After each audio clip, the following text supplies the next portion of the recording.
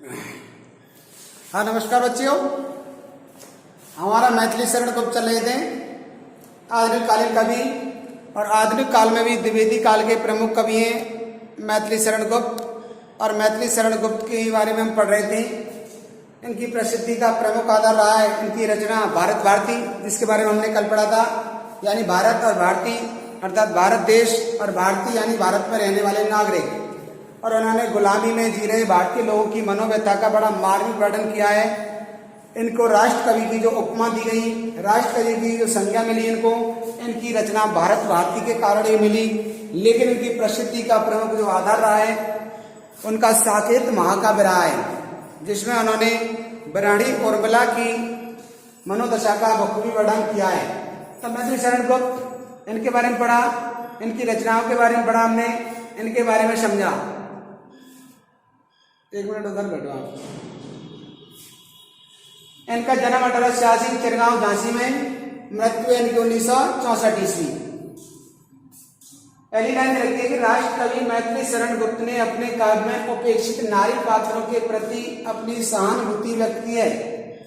यानी राष्ट्र कवि मैथिली शरण गुप्त ने जो अपना काव्य लिखा, जैसे भारत भारती हो, साकेत हो, यशोधरा हो, विष्णुप्रिया हो, इन सब में इन्होंने अपने नारी पात्रों के प्रति, ऐसे नारी जो उपेक्षिता है, जिसका तिरस्कार किया गया है, जिसे समाज में स्थान नहीं दिया गया, समाज में जिसे हे दृष्टि से देखा जाता है, निम्न दृष्टि से देखा जाता है, ऐसे नारी पात्रों को, ऐसी नारियों को, ऐसी महिलाओं को इन्होंने समाज में, पुरुष प्रधान समाज में उनको बराबरी का हक प्रदान करने की बात कही है।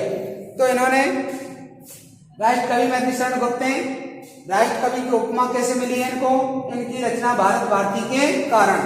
और जो उपेक्षित नारी पात्र हैं, जिनकी उपेक्षा की गई है, जिनका तिरस्कार किया गया है, ऐसे नारी पात्रों का इन्होंने अपनी रचनाओं में वर्णन किया है।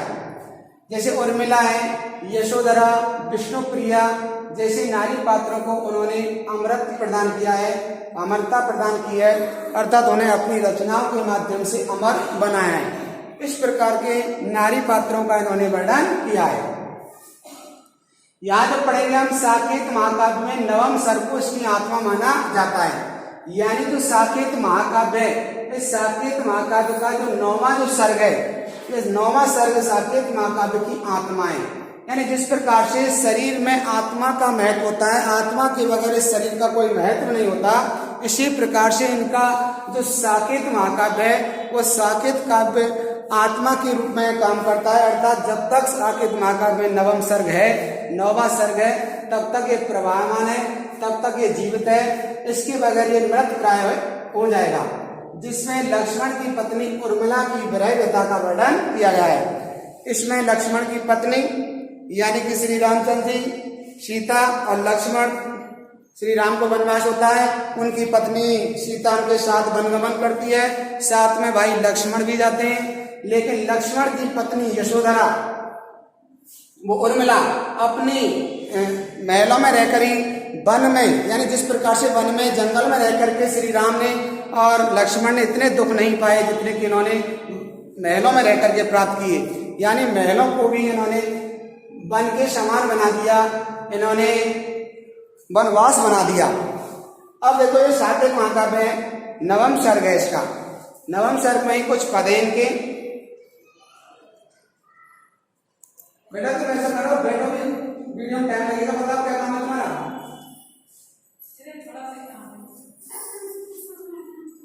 इस पर से बुला रहे हैं, तो मैं आ रहा हूँ वीडियो बनाने,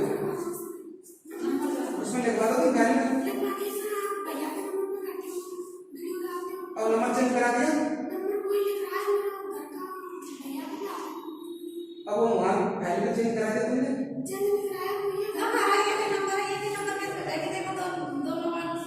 अरे तुम थोड़ा देखो, ये बीच में समझा है, तुम उसमें बैठा हो, तो स्टाफ में बैठा हो। हाँ मैं आ जाऊंगा। देखो साकेत महाकाव्य है, नवम सर्ग है, इसके कुछ पद है। पहला पद है, करुणे क्यों रोती है, उत्तर में और अधिक तो रोई, मेरी विभूति है जो उसको भवभूति क्यों कहे कोई। पहला ही पद है, बड़ा अच्छा पद है भाई। करुणे क्यों रोती है, प्रश्नवाचक है, क्वेश्चन मार्क लगा हुआ है।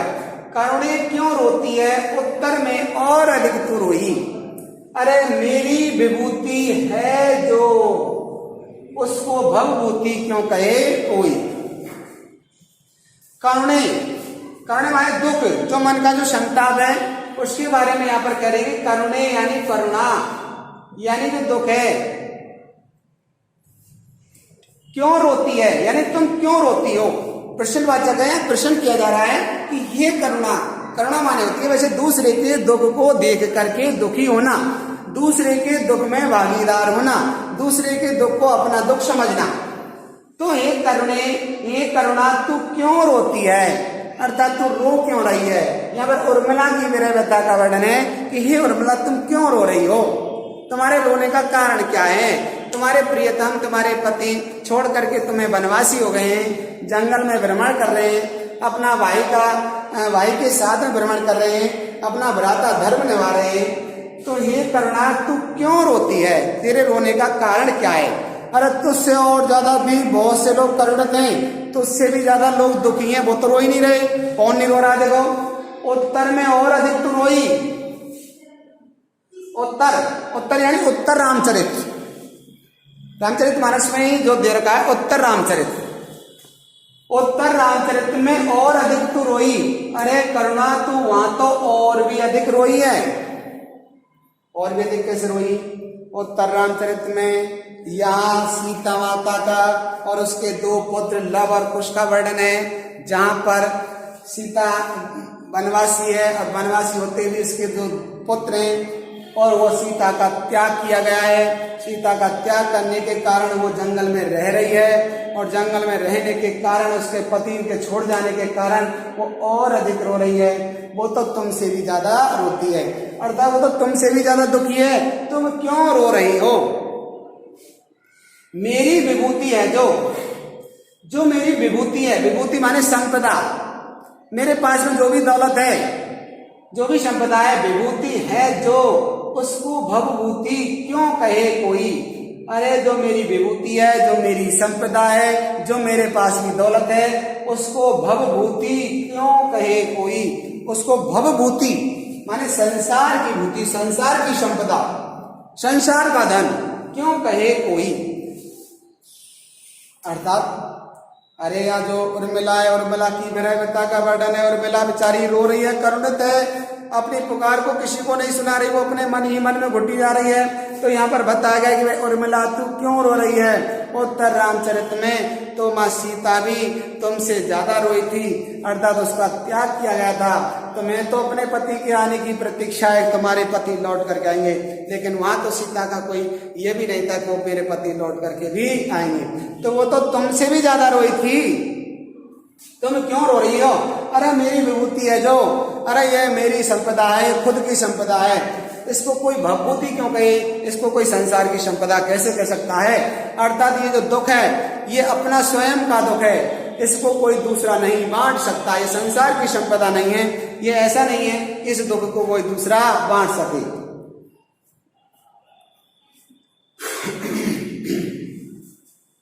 आगे क्या हुआ देखो, अवध को अपना कर त्याग से वन तपोवन शाह प्रभु ने किया, भरत ने उनके अनुराग से भवन में वन का व्रत ले लिया।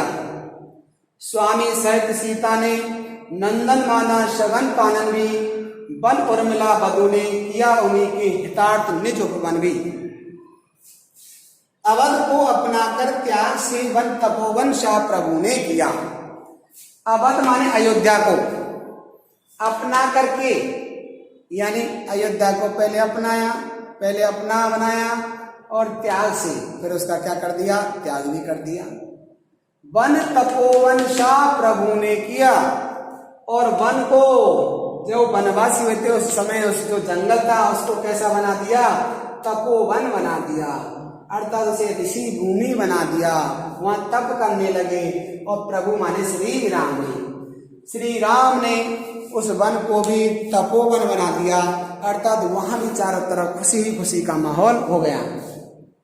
पहले अवध को अपनाया, अवध में जन्म लिया, अयोध्या में जन्म लिया, लेकिन उसको बाद में उसका त्याग करना पड़ा, उसको वनवासी बना दिया गया, उसे वनवास दे दिया गया। और पहले अवध को अपनाया, उसके बाद उन्होंने त्याग से हुआ क्या है, वन तपोवन सा प्रभु ने किया। जब वो वनवासी हुए, जब जंगल में खाक छान रहे थे, जंगल में घूम रहे थे, उस समय उन्होंने उस जंगल को भी तपोवन बना दिया, उसे भी वहां पवित्र स्थान बना दिया। और भरत ने उनके अनुराग से भवन में वन का व्रत ले लिया।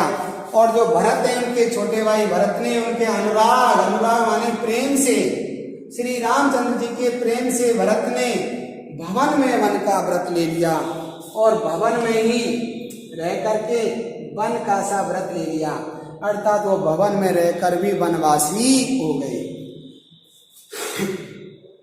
श्री रामचंद्र जी जो अयोध्या में रहते थे वो बड़े आनंद पूर्वक रहते थे, लेकिन उनको वनवासी बना दिया गया और वन में रह करके उनमें वन को भी तपोवन के समान बना दिया, महलों के समान बना दिया, उसे पवित्र बना दिया।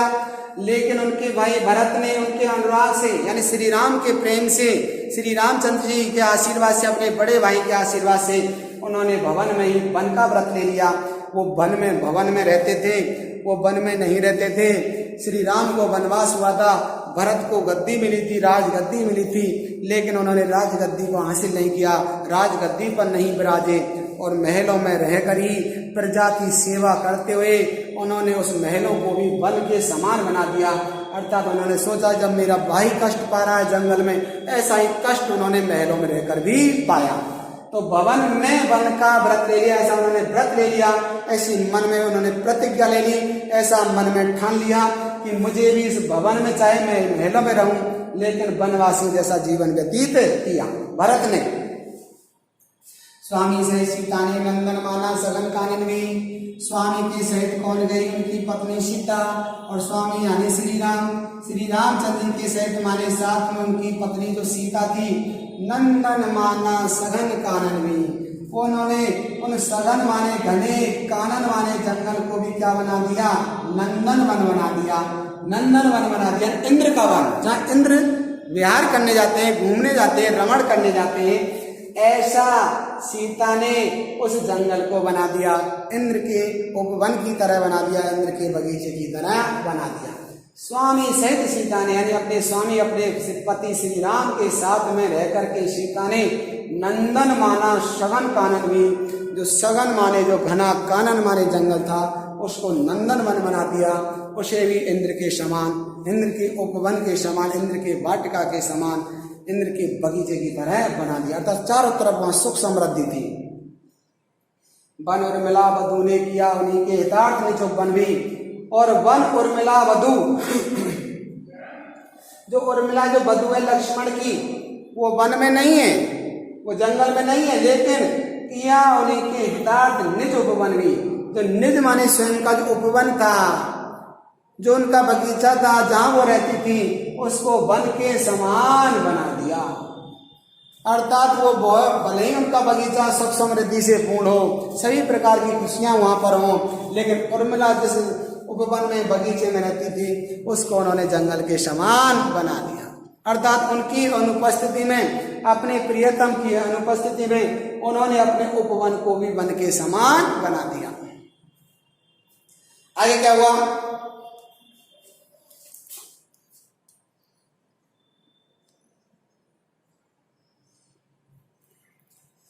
अपने अतुलित कुल में प्रकट हुआ था कलंक जो कला, वह उस कुल वाला ने अश्रु सलिल से समस्त धो डाला।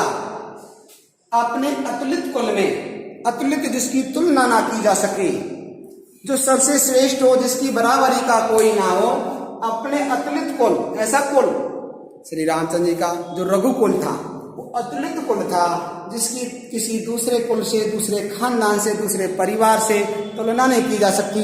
वो अपने आप में अकेला ही था, अर्थात उसकी बराबरी का संसार में कोई दूसरा कुल, खानदान, कोई परिवार नहीं था। लेकिन अपने अतुलित कुल में प्रकट हुआ था कलंक जो काला, लेकिन यहाँ पर कलंक कैसा प्रकट हो गया, काला कलंक। किसके रूप में, केकई के रूप में, केकई के रूप में, केकई के रूप में जो काला कलंक, यानी उन्होंने अपने रघुकुल में क्या लगा दिया, कलंक लगा दिया, दाग लगा दिया, धब्बा लगा दिया।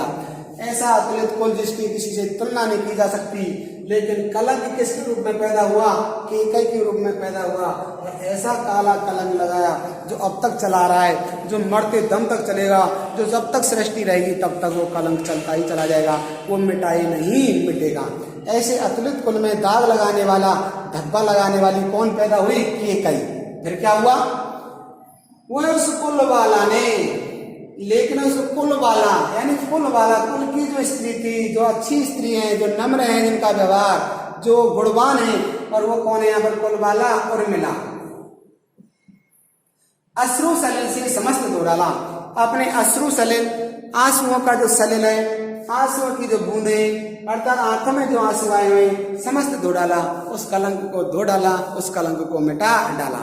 यानी एक स्त्री जिसका कलंक माना गया है कि कई कलंक के समान थी, कि कई बहुत बुरी थी उस कुल में, लेकिन दूसरी स्त्री का जब वर्णन आता है कि उर्मिला, तो उस उर्मिला की जब प्रशंसा की जाती है तो केकई के कलंक को भी धोया गया है, अर्थात केकई को भी उसमें समाहित किया गया और बताया गया कि ना सिर्फ केकई ने बुरे कर्म किए बल्कि उससे अच्छे कर्म किसने किए? यहाँ उर्मिला ने। तो नारी जाति को बचा लिया, यहाँ नारी जाति का सम्मान उर्मिला ने बचा लिया।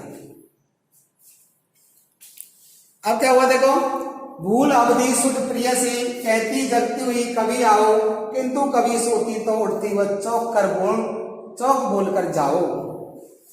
अपने प्रियतम की अनुपस्थिति में, अपने प्रियतम की अनुपस्थिति में जो केकई है वो उर्मिला है, उर्मिला का बड़ा बुरा हाल है, और ऐसा बुरा हाल है कि वो पागलों का सा व्यवहार करती है, वो अपनी शुद्ध बुद्ध भूल गई है, और शुद्ध बुद्ध भूल करके करती क्या है देखो, भूल अवधि सुध प्रिय की, प्रिय माने अपने प्रियतम लक्ष्मण की, भूल माने भूल गई, अवधि माने समय की, सुध माने याद। 14 वर्ष का जो वनवास हुआ उस 14 वर्ष को उर्मिला भूल जाती है, और भूल करके सुध माने याद नहीं आती उसे, वो समय की सही प्रकार से गणना नहीं कर पाती। तो होता क्या है, भूल अवधि, भूल करके अवधि माने समय की, सुध माने याद को, प्रिय माने अपने प्रियतम लक्ष्मण की, यानी वो भूल जाती है कि मेरे प्रियतम लक्ष्मण कब लौट करके आएंगे। तो क्या करती है वो, कहती जगती हुई कभी आओ, वो जागती रहती थी, आंखें खुली रहती थी, लेकिन ऐसी पागल हो गई, बावली हो गई कि वो जागते हुए कहती कि स्वामी तुम अब आ जाओ, लौट करके आ जाओ, तुम्हारा समय पूर्ण हो गया है, वनवास का समय पूर्ण हो गया, अब तुम्हें लौट करके आना चाहिए। कहती जगती हुई कभी आओ, यानी जागती हुई भी कहती कि तुम्हें आ जाना चाहिए, तुम्हारा समय पूर्ण हो गया है। किंतु कभी सोती, और किंतु कभी सो जाती थी, कभी उसे नींद आती थी, तो कहती थी उठती वह चौक बोलकर जाओ, और एक साथ जब उठती तो चौक करके बोलती, एक साथ बोलती, अचंभित होकर के बोलती जाओ, अरे तुम्हारे अभी अवधि समय नहीं आया है, तुम्हारा वनवास का समय पूर्ण नहीं हुआ है, तो जाओ, अरे अभी तुम जाओ यहाँ से लौट करके। तो कभी तो कहती थी आ जाओ, कभी कहती थी जाओ, इस प्रकार से वो अपना जीवन यापन कर रही है। तो अपने प्रियतम की याद में, अपने प्रियतम के दुख में, संताप में जो उर्मिला है वो बेचारी बावली सी हो गई है, और वह कभी अपने प्रियतम की शुद्ध भूल जाती थी, याद भूल जाती थी, समय की गणना सही प्रकार से नहीं कर पाती थी, और उसे लगता था कि मेरे प्रियतम के 14 वर्ष पूर्ण हो गए हैं, वनवास का समय पूर्ण हो गया है। तो वो जागती हुई कहती कि हे पति, हे प्रियतम, तुम्हें अब लौट आना चाहिए, अब आ जाओ। और कभी वो सोती हुई एक साथ जागती तो कहती कि अभी तुम जाओ। जब लौट जाओ, मैंने देखते कि लक्ष्मण जी आ गए, तो कहती अभी तुम जाओ, अभी तुम्हारा समय पूर्ण नहीं हुआ है। इस प्रकार से यहाँ उर्मिला की विरह व्यथा का मार्मिक वर्णन किया गया। धन्यवाद।